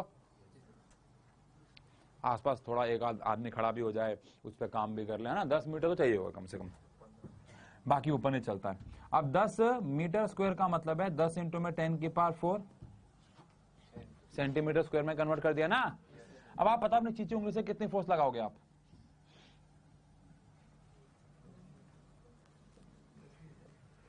अबे यार तुम्हारी चीची उंगली, तुम बताओ ना, तुम बताओ बेटा, आपके हिसाब से इससे कितनी फोर्स लगा सकते हैं हम? ऐसे नॉर्मल, दर्द वर्द नहीं हो, ऐसे बस नॉर्मल दबाएं और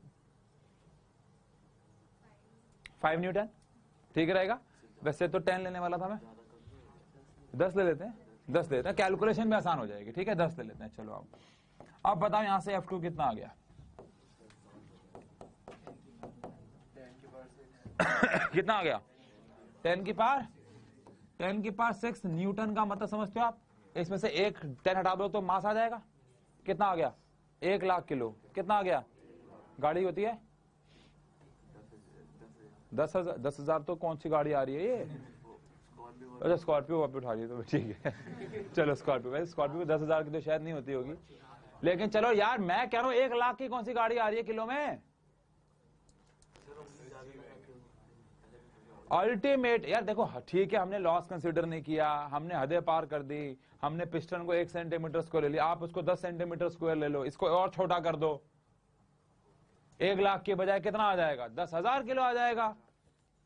आप बताओ चीची उंगली 10,000 किलो आ रहा है तो 2 हाथ से तो आप दुनिया उठा दोगे। आपको मेरी बात समझ में आ रही है कि कैसे हाइड्रोलिक लिफ्ट ने आपकी फोर्स को क्या कर दिया? मल्टीप्लाई कर दिया। इससे ने आपकी फोर्स को मल्टीप्लाई कर दिया। ऑल दो आज की डेट में हम चीची उंगली से भी फोर्स नहीं लगाना चाह रहे हैं, क्योंकि हम चीची उंगली से लगानी पड़ेगी, बार बार लगानी पड़ेगी तब गाड़ी उठेगी। वो भी काम हम किससे करवा रहे हैं? बिजली से।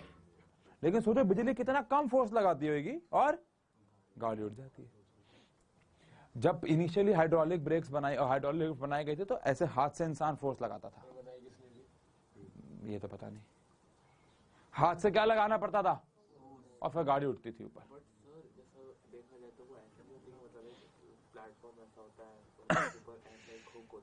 यार तुम यार अब ऐसी छोटी बातें करोगे, हमने यहाँ सारी डिटेल थोड़ी ना। अब यार ये कह रहा है कि सर्विस कैसे होगी गाड़ी की, बताओ मैं हाँ तो वो तो आप यार ये तो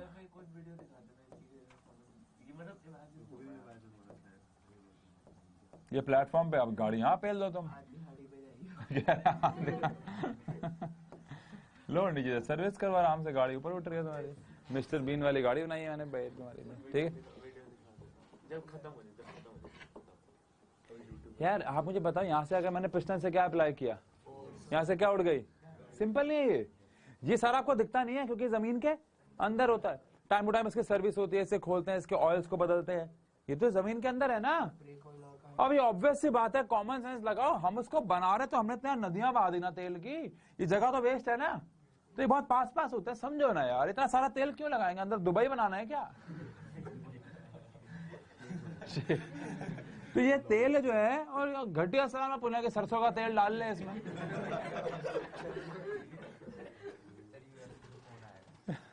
ऑब्वियस ये बात है, यहाँ पे ऐसे तेल डालने हैं जिनकी कंप्रेसिबिलिटी बहुत कम हो, बोलो।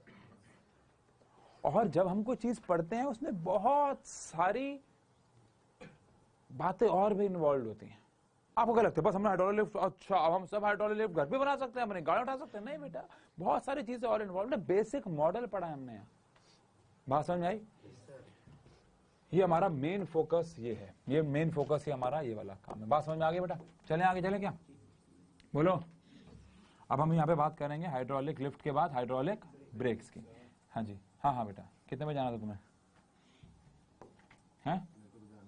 कितने बजे बेटा? तुम लोग 10 बजे कह रहे थे।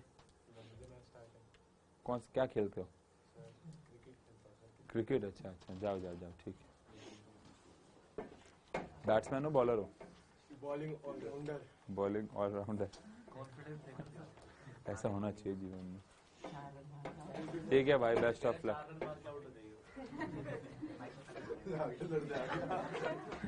नहीं कोई बात नहीं, बैट मत निकालना बेटा प्लीज, इधर आओ। अब हमारे पास F2 जो है वो काफी ज्यादा हो जाएगा किससे? F1 से, और हम हल्की कम से कम फोर्स लगा के भी भारी से भारी चीजों को उठा सकते हैं, ठीक है ना। अब सर हम यहाँ पे इसको कैसे रेशियो वाइज खेलेंगे प्रैक्टिकल लाइफ में, वो आपको समझना है यार कि मैं यहाँ पे इस पिस्टन, क्योंकि अगर बहुत छोटा पिस्टन होगा तो वो कमजोर भी तो चला जाएगा, बोलो, तो थोड़ा पिस्टन बढ़ा देंगे, फोर्स ज्यादा लगा देंगे।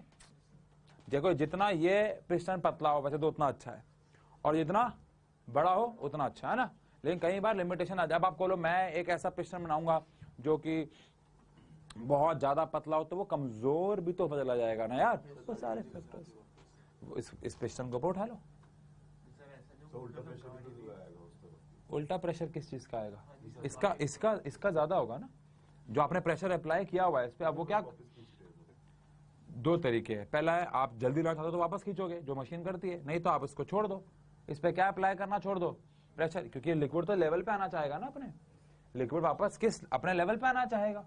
आपने क्या अप्लाई कर रखा है तो वो उठा हुआ है, प्रेशर अप्लाई किया वो उठा है, प्रेशर अप्लाई किया वो उठा हुआ है। अब आप छोड़ दोगे यहां से तो ये फ्लूइड वापस से आ जाएगा, इधर से आएगा तो कम हो जाएगा ना, है ना, क्योंकि जहां का एरिया ज्यादा वहां की फोर्स, देखो ना मैथ्स देखो ना, जहां का क्या ज्यादा एरिया वहां की फोर्स ज्यादा, जहां का एरिया कम वहां पे फोर्स कम, ठीक है। गाड़ी ही तो लगा रही है, हाँ हाँ हाँ ठीक है ना, गाड़ी ही तो लगा रही है, और उसी के तो प्रेशर को हमें ओवरकम करके गाड़ी को कहाँ उठाना है, ऊपर।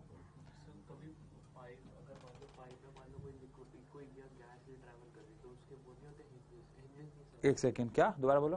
मान लो सर जैसे इंडस्ट्रियल एरिया में जैसे पाइप्स होते हैं उनमें से बड़ी गैसें पास कर रही होती है, हाँ तो अब जैसा काफी मूवी में भी आ रखा होता है कोई ऐसा जो उसका वो नहीं होता है वो भैया वो खुलने लग जाता है कि अंदर प्रेशर बहुत ज्यादा बढ़ जाता है। हाँ हाँ हाँ हाँ, हैंडल नहीं है, मतलब वो एक प्रकार का नोजल ही होता है वो। हाँ तो सर उसका मतलब फिर उसका मतलब ये भी होता है कि मतलब नहीं कहीं और से प्रेशर बढ़ रहा है या कम हो रहा है, तो नहीं, गैसेस का कंटेनर के अंदर, पाइप के अंदर क्या बढ़ने लगा, प्रेशर, और अंदर वॉल्व लगे होते हैं एक, तो यहाँ से वो प्रेशर, यहाँ से जो फ्लूइड आता है वो इतनी तेजी से आता है, पहले तो वॉल्व ने उसको रोका हुआ था, वॉल्व ने कैसे रोका हुआ था, क्योंकि वो स्क्रू था, वो इतना भारी है कि हवा का प्रेशर उसे नहीं खोल सकता, लेकिन वहां पे हमने उसकी सेटिंग ऐसे रखी कि अगर प्रेशर इतने पीएसआई से ज्यादा हो जाए, मान लो 100 पीएसआई से बढ़ जाए, तो वो स्क्रू को खोल दे और अपने आप गैस क्या हो जाए, लीक, ताकि पाइप फट ना जाए। सेफ्टी वॉल्व बोलते हैं एक्चुअली उसको, वो सेफ्टी वॉल्व होता है, वो जैसे प्रेशर इंक्रीज होता है वो अपने आप को खोलने लग जाता है और फिर वहां से गैस जितनी भी एक्सेस है वो निकल जाती है। तो सर मतलब उसमें भी यही चीज नहीं नहीं नहीं नहीं नहीं नहीं नहीं नहीं नहीं नहीं, वो तो ओवरऑल गैस का ही क्या बढ़ गया, प्रेशर, क्योंकि गैस का अमाउंट बढ़ गया।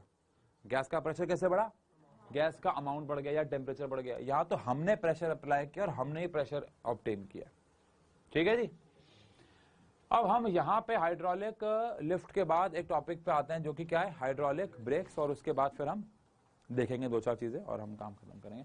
हाइड्रोलिक ब्रेक्स क्या है, इसकी कंस्ट्रक्शन वर्किंग सब मैं आपको लिखवाऊंगा, पहले आज हम समझ लेते हैं कि हाइड्रोलिक ब्रेक्स कैसे काम करते हैं। पहली बात तो इस दुनिया में जितनी भी क्या चल रही है गाड़ियां, जितनी भी क्या चल रही हैं गाड़ियां या व्हीकल्स, उनमें 90% कौन सी ब्रेक्स लगी हुई है, हाइड्रोलिक ब्रेक्स। 90, मैं तो कहूंगा 90, मैंने कम बोल दिया, 90 से भी ज्यादा परसेंट कौन सी ब्रेक्स लगी हुई है, हाइड्रोलिक। अच्छा सुनो, अगर आपने कभी भी ये सुना हो कि मेरी गाड़ी में ब्रेक ऑयल डल रहा है, मेरे स्कूटर में ब्रेक ऑयल डल रहा है, तो ब्रेक ऑयल किस में डलता है, हाइड्रोलिक ब्रेक्स में। किस में डलता है, ऑल दो बहुत नई नई गाड़ियां जैसे टेस्ला मोटर्स, उनकी गाड़ियों में इंडक्शन ब्रेक्स आ गई हैं आजकल, बट बाकी सारी गाड़ियों में आज भी कौन सी ब्रेक चल रही है, हाइड्रोलिक ब्रेक्स। क्या होती है हाइड्रोलिक ब्रेक्स, इसको जरा समझेंगे। बहुत बेसिक सी प्रिंसिपल है इसकी भी। हमारे पास जनरली गाड़ियों में कितने टायर होते हैं, वेरी गुड बच्चों,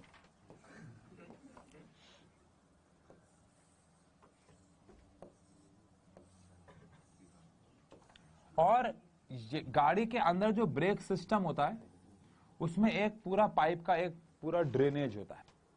उसमें यहां पे देखो क्या होता है, एक इधर एक सिलेंडर होता है जिसको हम लोग बोलते हैं मास्टर सिलेंडर। क्या बोलते हैं, मास्टर सिलेंडर पे एक पिस्टन लगा होता है, और मास्टर सिलेंडर का जो पिस्टन है उसके साथ हमारा ये ब्रेक पैडल होता है। ये हमारे पास क्या है, ब्रेक पैडल है, यहां से हम क्या अप्लाई करते हैं, ब्रेक। इस पूरे सिस्टम के अंदर यहां पे ब्रेक ऑयल जो है वो भरा रहता है। यहाँ पे क्या भरा रहता है, ये चारों टायरों पे जा रहा है, हम अभी एक ही टायर पे बात करेंगे, ऑब्वियस सी बात है। ये सारा क्या भरा हुआ है, ब्रेक ऑयल। अब ये चारों टायरों पे जाता है। अब लेकिन हर टायर पे क्या हो रहा होता है, अच्छा again there are 2 types of brake system, जो चारों व्हील्स पे ब्रेक सिस्टम हो या फिर सिर्फ पीछे के 2 व्हील्स पे भी होता है, again depending upon the car. अब होता क्या है, यहाँ पे एक और पिस्टन लगा होता है जिसको हम व्हील सिलेंडर बोल देते हैं। क्या बोल देते हैं भाई, व्हील सिलेंडर में एक्चुअली 2 पिस्टन लगे होते हैं, एक यहाँ एक यहाँ, और इन पिस्टन के साथ एक स्प्रिंग लगा होता है काफी ज्यादा अच्छा, और यहां पे पूरा ये ब्रेक ऑयल भरा रहता है। अब होता क्या है कि इस वाले पिस्टन के साथ यहां पे एक रॉड, यहां पे एक रॉड, और रॉड के साथ हमारे पास यहां पे ब्रेक शूज लगे होते हैं। क्या लगे होते हैं भाई, ब्रेक शूज। ये बहुत अच्छी क्वालिटी के कार्बन फाइबर के बने होते हैं,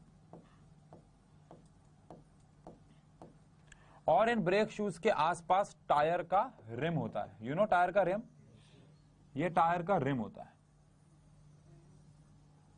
और इसके ऊपर टायर लगा होता है ये, लेकिन हमें भी टायर के रिम से मतलब है। ये टायर का क्या होता है, rim. This is rim of tyre,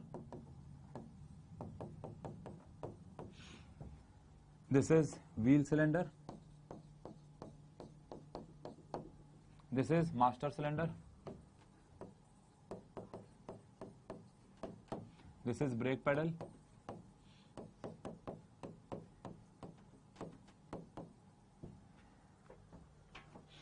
अब this is brake fluid।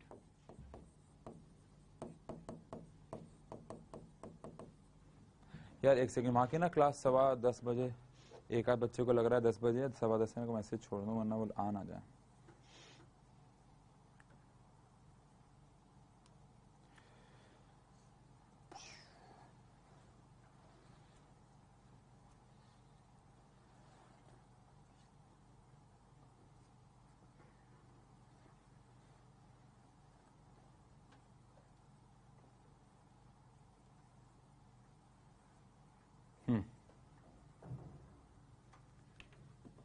हाँ भाई, अब बताओ आप मेरे को, जैसे ही मैं ब्रेक पैडल से क्या अप्लाई करूंगा।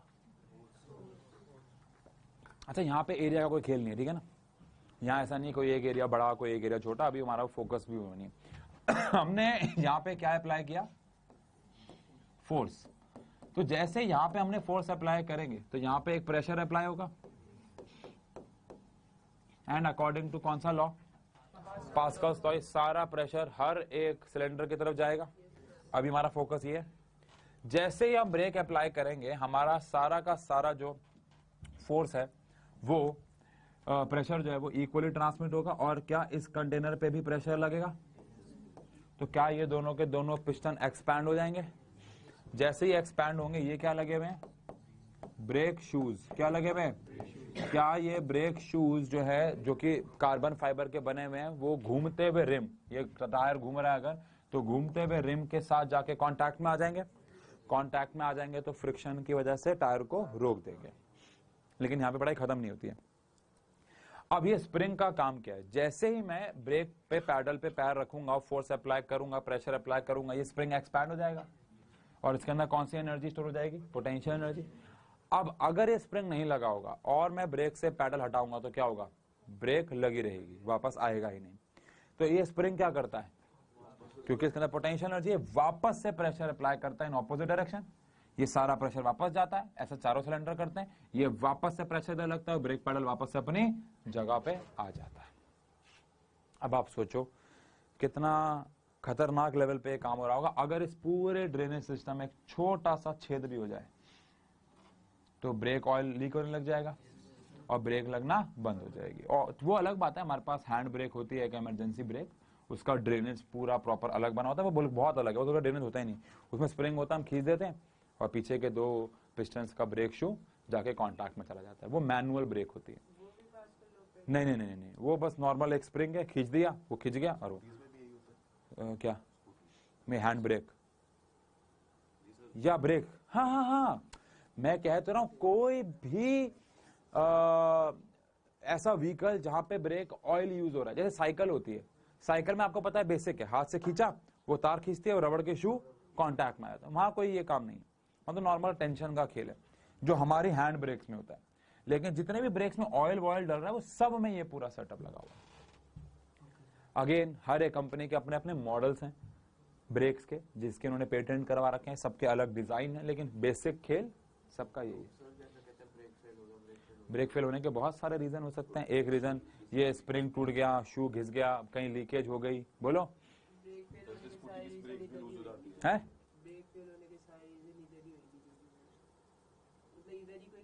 हाँ हाँ हाँ हाँ, इसी पूरे सिस्टम में कुछ ना कुछ प्रॉब्लम है। हाँ, एक रीजन ये भी है, एक रीजन ये भी है कि ऑयल में देखो 100% लीक प्रूफ तो कुछ भी नहीं है, तो ऑयल भी टाइम टू टाइम क्या होगा, लीक होगा, तो इसलिए ब्रेक भी क्या होते रहते हैं, डीले बस। और प्लस ऑयल बार बार कंप्रेस करने की वजह से उनमें भी खराब, क्योंकि यार वो ऑयल है, आपको पता होगा ऑयल भी खराब होता है, ऑक्सीडाइज होता है, तो उसकी भी कंप्रेसिबिलिटी चेंज होती है, तो with the passage of time वो भी खराब हो रहा है, ऑक्सीडाइज हो रहा है, हवा के कॉन्टैक्ट में आ रहा है, जिसकी वजह से वो कंप्रेस हो रहा है, तो आपको ज्यादा ब्रेक दबानी पड़ रही है। तो इसलिए time to time brake oil change कराना चाहिए, ब्रेक शूज चेंज कराने चाहिए। ऑल्दो अगेन आजकल ब्रेक शूज की जो क्वालिटी मैं आपको बताता हूँ, एक जो शांग सर के ब्रदर इन लॉ है, मतलब साले हैं, वो एक कंपनी में काम करते हैं, टायर की कोई कंपनी है, मैं नाम भूल गया, हरियाणा में बहुत फेमस, बनारा टायर करके कोई कंपनी है, हरियाणा की अच्छी कंपनी है, वो लोग टायर और ब्रेक शूज बनाते हैं। तो एक दिन उनके घर में बहुत सारे क्या पड़े हुए थे, ब्रेक शूज, तो मेरी उनसे बात चल रही थी बहुत रफ भाषा में, क्योंकि वो उतनी टेक्निकल बातें नहीं जानते, क्योंकि वो तो सेल्सिंग सारा कुछ बेचना संभालते हैं। तो मैंने उनसे एक सवाल पूछा कि आप ये जो ब्रेक शू है ये कितना चलता है, तो उन्होंने मुझसे पूछा आप बताओ आपने अपनी गाड़ी में लास्ट कब चेंज करवाया था। तो मैंने कहा, तब मेरे पास जो गाड़ी हुआ करती थी वो हो गई थी 8 साल 9 साल पुरानी होंडा अकॉर्ड, तो वो 10 साल में मैंने कहा यार मैंने तो चेंज नहीं करवाया ये कभी भी।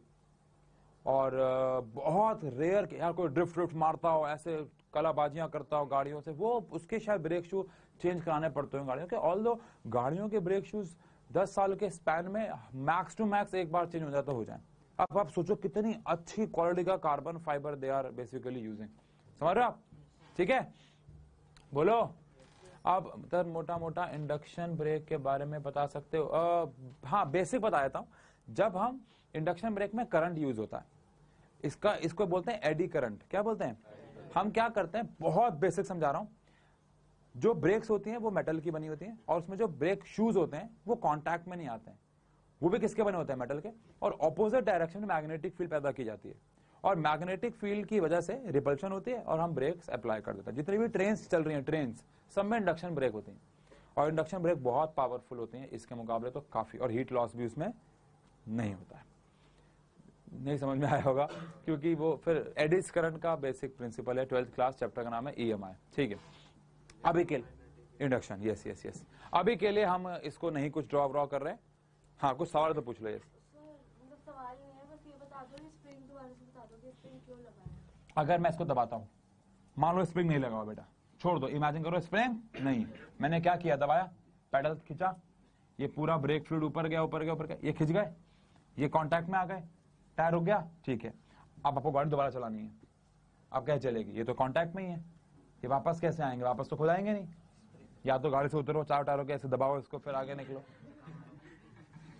धक्का मारो, धक्का मारने से क्या होगा। लेकिन ये स्प्रिंग जो कि खिंच गए, इनमें क्या एनर्जी स्टोर हो गई, पोटेंशियल, अब वो अपने आप पैडल छोड़ते ही स्प्रिंग वापस आएगा और ब्रेक शू अपनी जगह पे आ जाएंगे, फ्लूइड वापस अपनी जगह पे आ जाएगा। अब आप सोचिए स्प्रिंग कितने ताकतवर होने चाहिए, बोलो, बहुत अच्छे क्वालिटी के होने चाहिए, बोलो, कोरोजन नहीं होना चाहिए। तो यही तो सारा पैसा जो हमें दिखता नहीं। आप कहते हो यार क्या ही गाड़ी बनाई है यार, गद्दियों में मजेदार नहीं, भाई साहब वो चलो ठीक है, एक फैक्टर है, वो भी एक बहुत कंफर्ट, एक बहुत बड़ी बात है, लेकिन यार मेन चीजें तो ये है ना, इसमें हमारा का फोकस भी नहीं है, हमें ध्यान देना भी क्या। ये तो हम फिजिक्स पढ़ रहे हैं, कॉमर्स वालों को क्या लेना देना इससे कि अंदर स्प्रिंग भी लगा हुआ है, यार इसकी क्वालिटी कितनी अच्छी होनी चाहिए। सोचो मैंने यहाँ पे इसका इजी क्लिक का स्प्रिंग लगा दे, ये वाला, यहाँ ये वाला, तो गाड़ी तो सस्ती हो जाएगी, लेकिन क्या बात बोली बेटा आपने, ठीक है। तो यहाँ पे हम लोग ये जो हाइड्रोलिक ब्रेक्स हैं इसके बारे में कंस्ट्रक्शन, वर्किंग, ये सब बाद में लिखेंगे हम। और हम ये भी बाद में लिखेंगे, मतलब ये सब हम मंडे को मिलेंगे ना, मंडे को पहले लिख लेंगे हम चाहिए।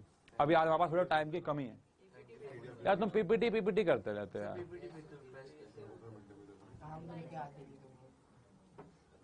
एक बार ये डेरिवेशन गो थ्रू करो, जब तक मैं वहां पे वो काम कर लेता हूँ, सेटअप वेटअप कर लेता हूँ। भाई तुमको हम वीडियो रिकॉर्ड करके भेज देंगे, नंबर दे दो। सब ग्रुप में ऐड हुए हैं, कोई रह गया अभी भी जो क्लास में है?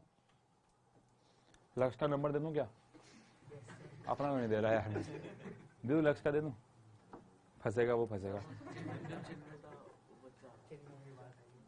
चिन्ह में ऊर्जा आया नहीं ना अभी क्लास में।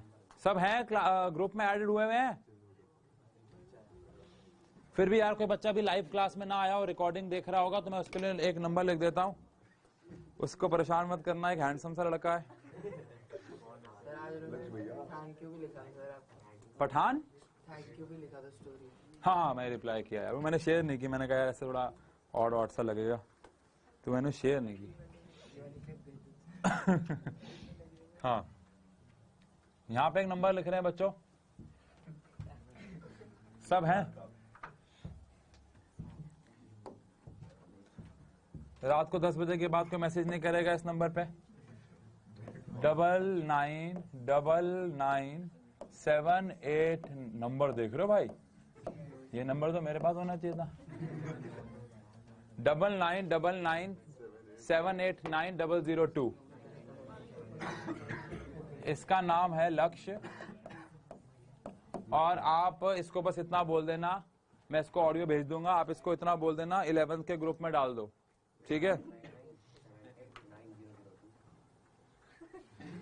याद कर लिया? भैया है। कह रहे भैया।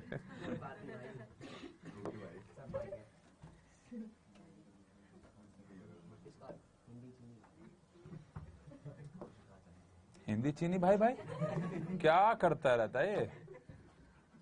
चलो बेटा नंबर दे दिया, इसको मैसेज अभी मत करना, मैसेज आधे घंटे बाद करना, मैं इसको इंस्ट्रक्शन दे दूंगा, कहीं घबरा जाए तो सर मैसेज कैसे आ गया इसके बाद।